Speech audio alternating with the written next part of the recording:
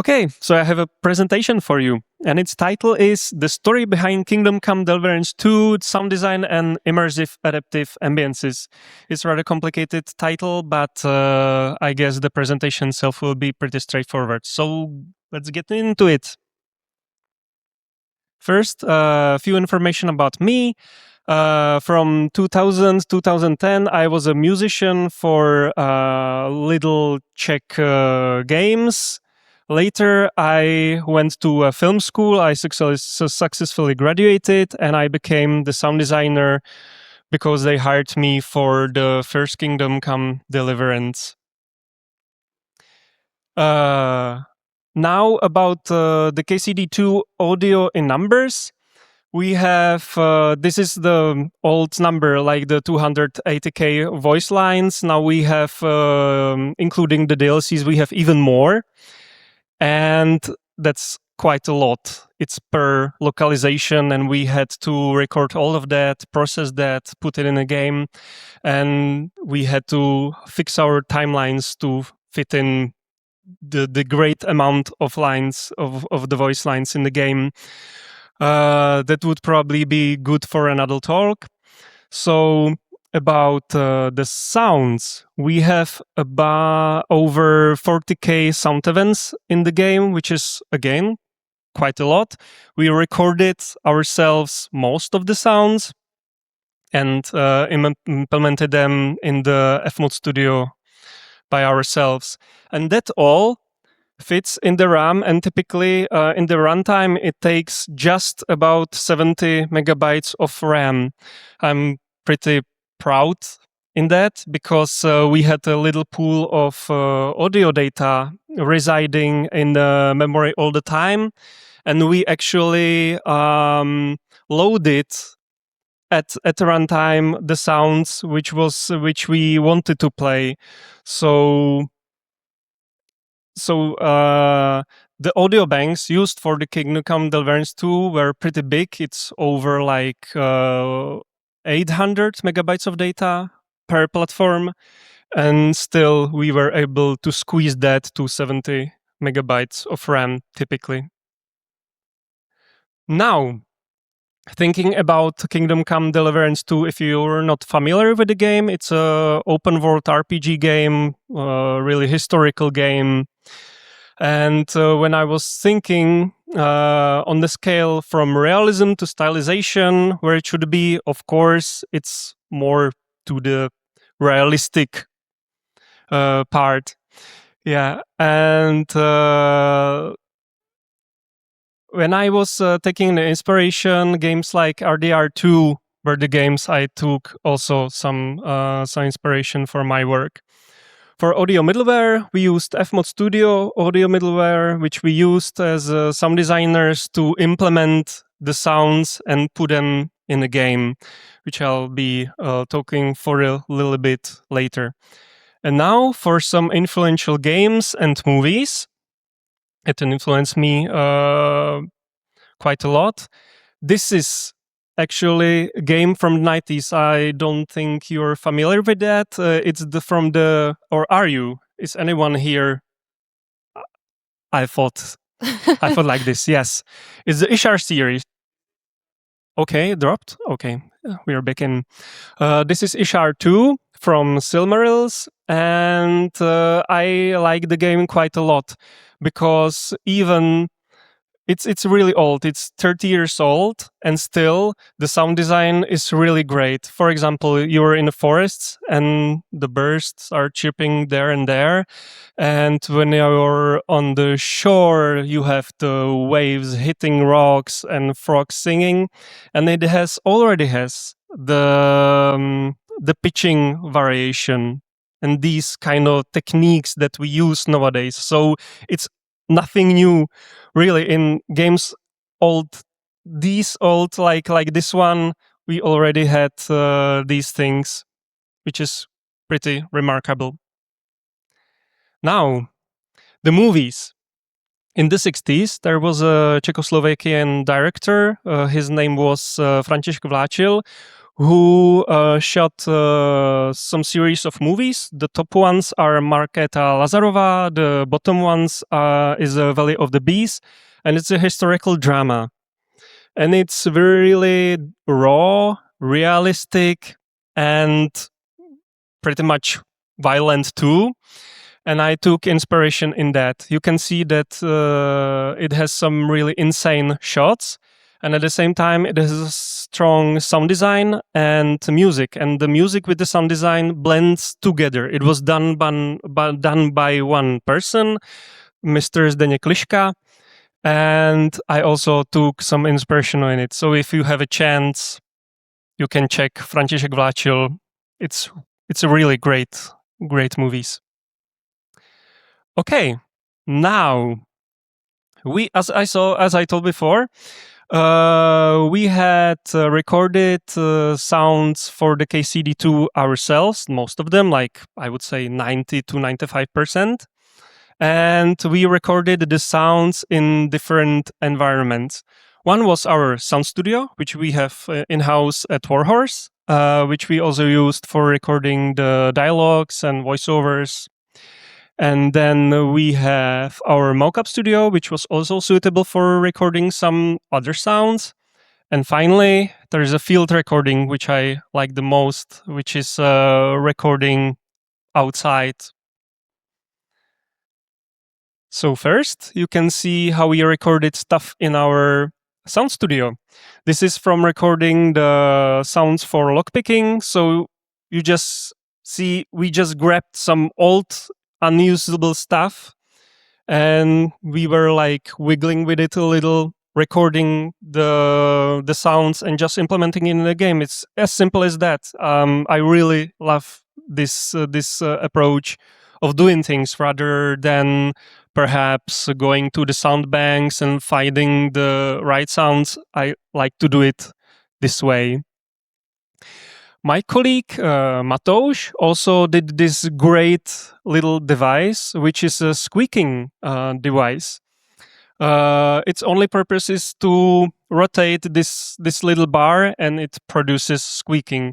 And talking about squeaking, we had a lot of different squeaking sounds in the KCD2, because as you see, for example, in the villages, you have doors, but it's not like usual doors like we have today. It's the medieval doors without any metal joints. The joints are only wooden, so we needed specific squeaking for that. So we recorded the sounds and implemented them.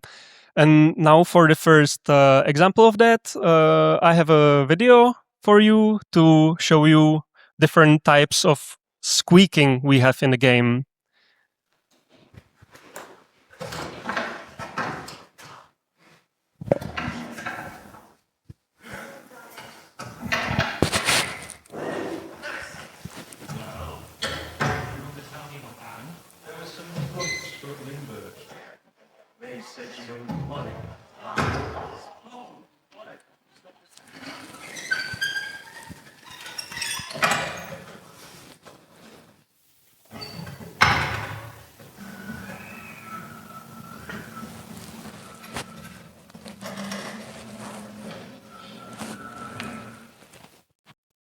Yeah, so that's it. I really enjoyed recording the sounds and implementing them. Now for the bow shooting, it's also a great thing. We had chance to record authentic medieval bows right in our mocap studio.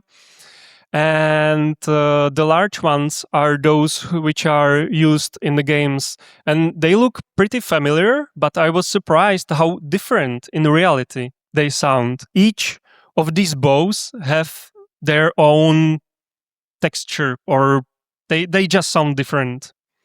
And now I'll play a video how we recorded them.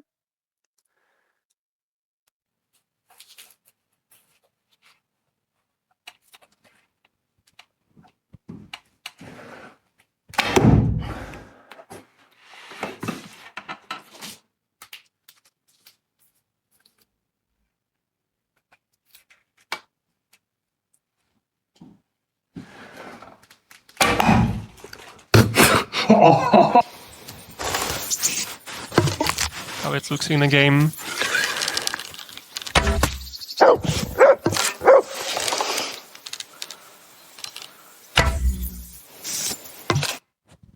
All right. And while recording, there are two interesting things.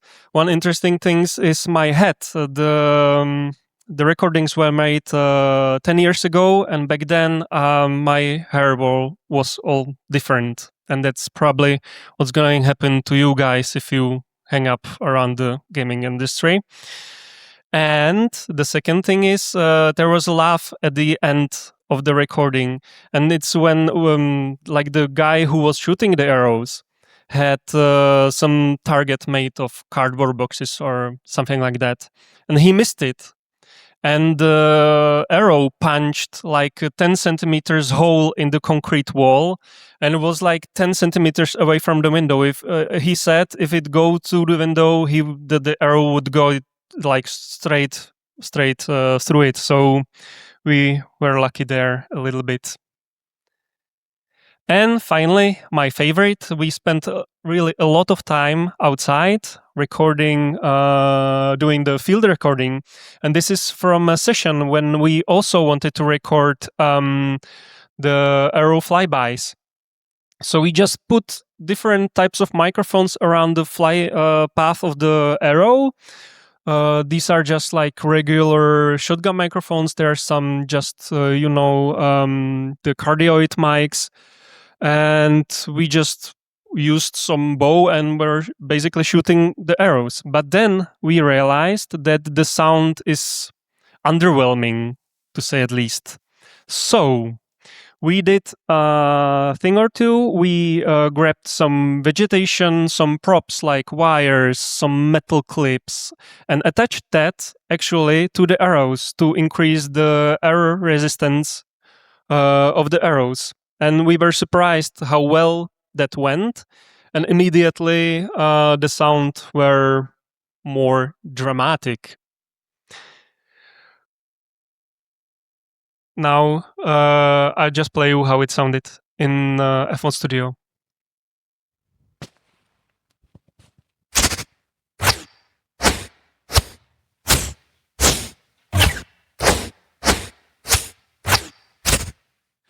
And now the whole shooting.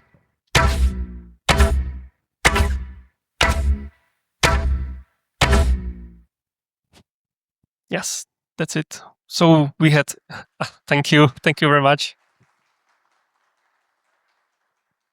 So then again, we had so much fun.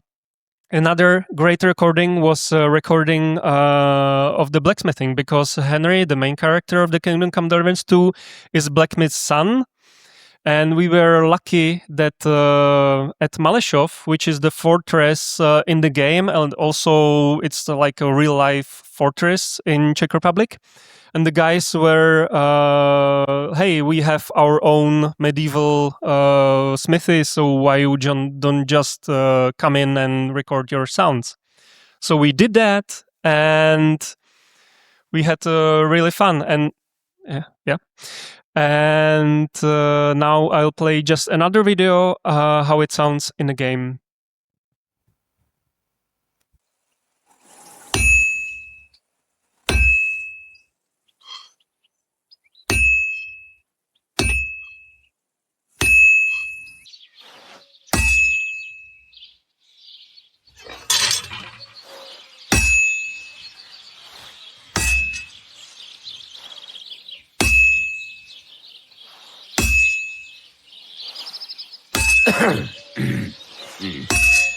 All right.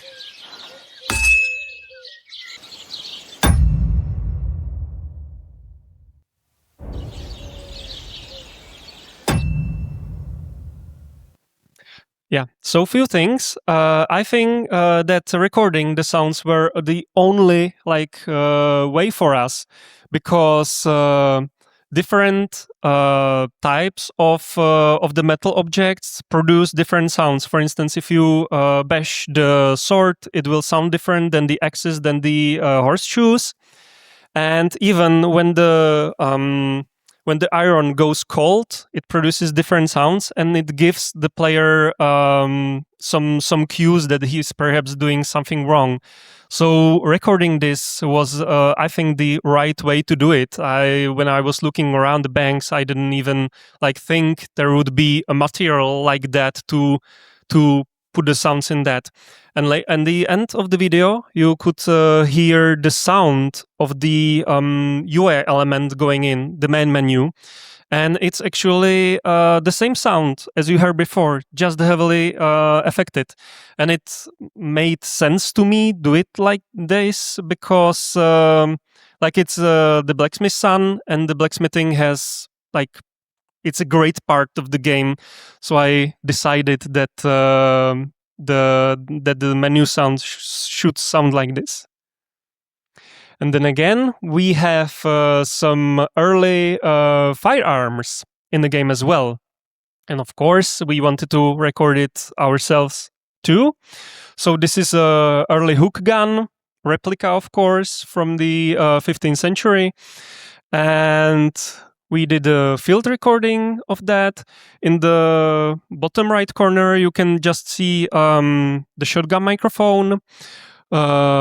On the left, there is a double MS setup, and then there are just two RTF stereo pairs in different distances from the sound source. So after the recording, I mix it all together and produce the sound used in the game. And it sounded like this in the recording. This is just footage from the mobile phone. It's me.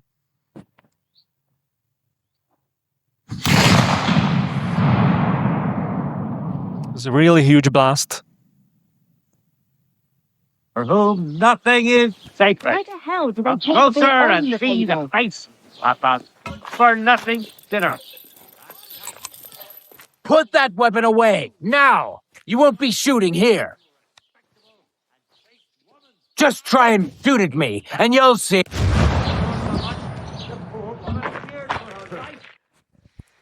5 seconds later, I was dead, of course. And now, recording ambiences. This is the part I like the most. And first, there were some challenges, and the challenge is looking for a right spot. Because, you have medieval games, so you don't want some parasite sounds in your recording. And it is challenging itself, going somewhere away from cars. And if you have some great spot without cars, just with a good, on the meadows with the crickets and stuff, then you have airplanes over you, and it's really tricky. And when you have a great spot without cars and without airplanes, then perhaps it's a little bit windy. And because we have wind as a isolated layer of the sound, we needed to be the wind as little as possible. So there was another challenge. Then, because I thought that there should be some improvement from the KCD1, we coded with my colleague Adam Sporka our own FMod Studio plugin for the spatialization of the ambiences, because we used 4-channel audio ambiences in the KCD2, which I'll be talking about a little bit later. Now, for the microphone techniques, there are a few of them. Go on. Yeah, there we go. Okay, so now first technique which was used in KCD1, it was just a simple stereo technique called RTF, which is good for static ambiences. And it simulates how human hearing works, meaning that these 17 centimeters between the microphones is the average size of a human head. So the microphones are just two cardiac microphones facing forward. And I used this technique for the KCD1. It sounded quite fine, I would say. But then again, we wanted to be better. for the KCD2. When we are looking at this screenshot, the game is really horizontal, and when you're going through the game, there is nothing really happening like beneath you or over you. So I was thinking that recording just plane, like 2D plane around the player would be great for the game. So we had two microphone techniques for that to capture 4-channel audio. The first one is RT Cross. It's my personal favorite, which is just 4 cardioid microphones facing 4 ways. And the second one is double MS, which was my colleague Matouš had one. And it's 2 cardioid microphones facing front and rear. And in the middle, it's a figure 8 microphone. And from that, you can extract the 4-channel audio just like you would have with the RT Cross. This is how the double MS rig of Matouš looked like. It's just not really expensive microphones, just some octavas thrown together.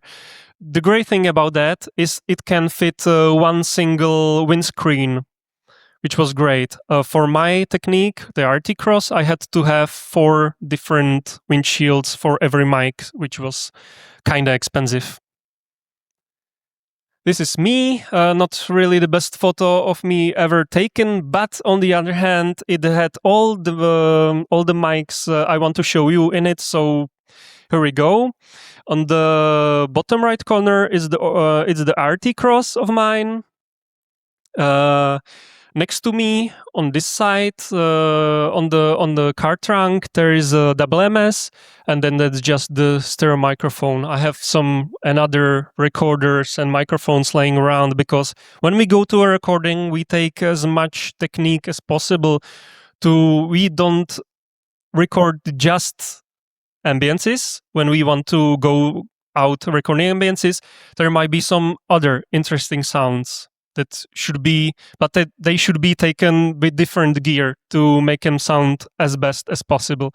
So we were enjoying these little trips to capture sound. Then again, another photos. It's me with the RT Cross, and up here it's the Soundfield SPS, because we also tried Ambiosonic microphone, the Soundfield SPS 200, I think, yes. And it didn't work really well. I think for what we needed, the RT Cross technique was superior to the Ambiosonic one. And now for some examples. First, you will hear I just extracted one channel of the ambience and rotate it around, and you'll see what it does with that one of these 4 channel connected.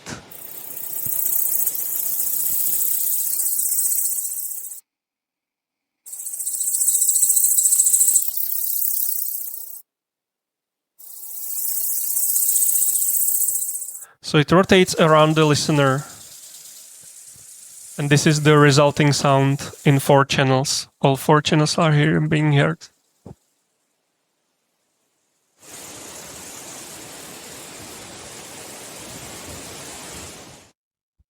Yes.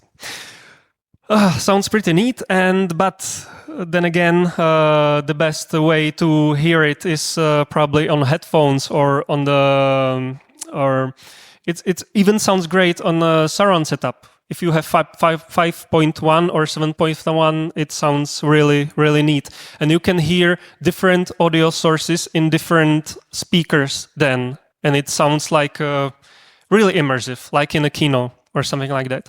And finally, I will play even some more ambiences from the game. For the crimes of theft and fraud, this man will be thrashed with a cane and will forfeit all his property. This will mean his good neighbour shall be paid what is due. God's law and the law of the land apply to everyone. Shame on you!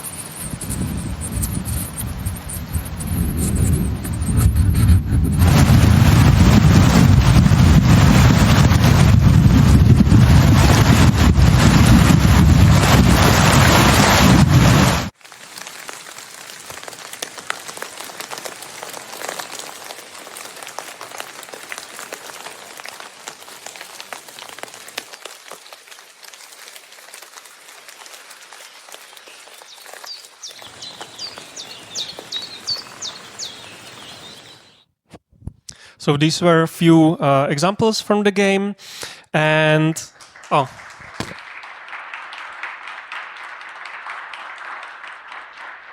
thank you so much, guys. You're really lovely.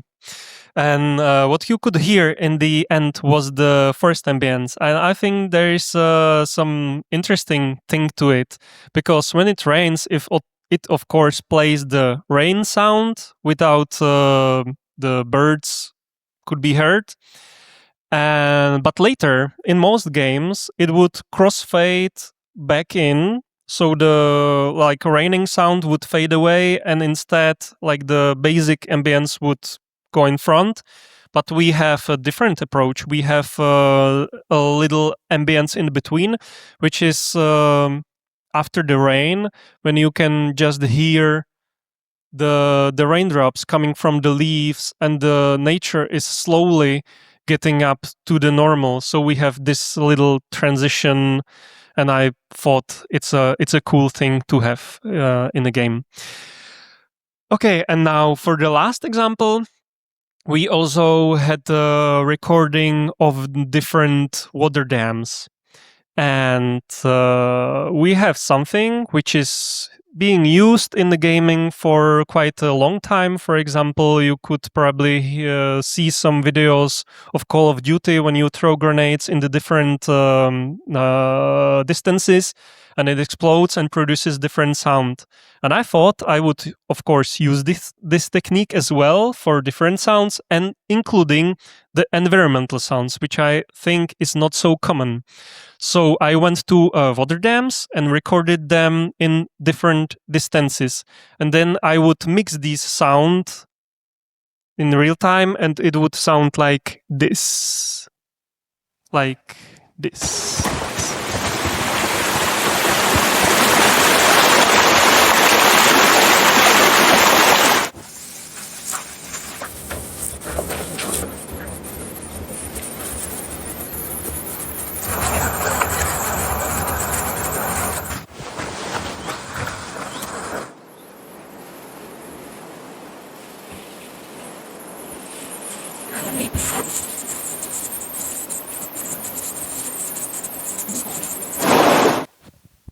So as you heard, when you're back, when you're in the distance quite a bit, you can hear just like some kind of humming. And when you go closer, it starts to have these little details, which I liked quite much. If I used only one recording, of course, I could use some frequency filtering and like attenuation roll-off to do the effect, but it would still have some of these sound details which can only can be heard when you're really close to it. So I like this approach, and I'm glad it fit in, because we had every time problems with memory in the game.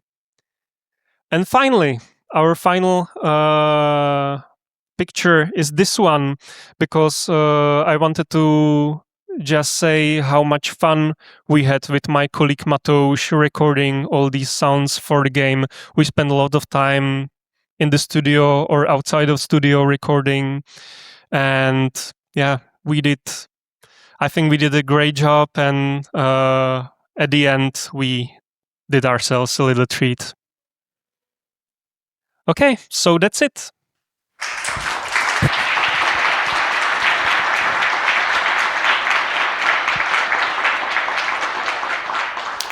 All right, you guys, we still have time for questions. If you have any questions for Vojtěch. All right. This is shorter, so I'm going to start here. I'm sorry. Thank you. You'll be next. Thank you for the presentation. I wanted to ask about the IRT 4-channel implementation in Fmod. How did you set that up to play it the way they did the 4 ambience channels play at all times, and then it just faded based on the direction of the player in the engine, or? When you're on the stereo, when you're on the headphones, typically just 2 of the audio sources can be heard. But this can be also set in the plugin. You can bleed through all 4 channels, and but you still hear one or maximally two sound sources in one ear. And on your second ear, there are different audio sources. If there is bleeding between the channels, you have, like say, the first channel is your on the left ear, the second channel is your left and right ear, and the third channel is on your right ear. What was the name of the plugin you used? It's called Quatmosphere. Quatmosphere, because my colleague Adam is partly Italian, so he wanted to had something Italian in it. Thank you. Thank you. Thank you for the talk. Welcome. Could you explain a little bit about a difference in advantage between the IRT cross and the double MS and how that captures different aspects of the... I would say that the double MS setup is great because it fits in only one windscreen. It has only 3 microphones instead of 4 microphones. And in the end, you have more freedom in the post-production, because you can use, there is a free plugin from Sheps, which you can use for the double MS recordings, and you can create different stereo types of sound with that, and even the 4-channel or 5.0, well, whatever you think of. So for the ERT cross, it's just good for this kind of thing. The double MS, you get more options in the post-production. But at the same time, I would say the RT cross perhaps sounded a little bit better for the ambiences in the game. So you do your own research, probably. I saw one hand over. Yeah. Running. For the presentation, how you structured the Fmod banks, since you talked about struggling with memories. What are your strategy for that? Mm-hmm. Okay, so my strategy was having a basic sound bank, which would reside all the time in the memory. It was like, let's say, 35 megabytes of RAM, like basically taking part of the memory. And we had different banks loaded at will. So, for example, for cutscenes, we would, of course, load banks and unload it afterwards. And then we had a really big pool of audio data, which contained single sounds, which were played at will. So, for instance, I want to play the ambience. I don't have it in the memory all the time. The CryEngine, which is the engine we used for KCD2, asks for the playback of that sound, and then it gets loaded from the memory. When it stops playing, when it hits the threshold of the distance, then gets unloaded from the memory. So basically, you could go in and out with the threshold, with the data being loaded in and out for that sound. Great, thank you. Okay, I think we have time for one last question. No one? All right. Oh, wow, 2. Oh my God. What do we do? Scissors, papers, rock? Thank you for the talk. I was wondering, especially for the ambient sounds, where did your work end, and where did level designers place the sounds, or did you place the sounds in ambience? We did. I think it's the good way to do it, because the scripters are always busy with different things. And it was great for me that I could locate all the nice spots, and I could decide myself where the sound should be put. And that's another thing, that you can then go through your level again and again and again, because your level designers do their work all the time, and they change things without even telling you. So you would click the areas for the forests and meadows, and it's really spot on, and a week later it looks different. You have to revise that, do the work again. It was never-ending struggle, but was worth it, I think. All right, thank you.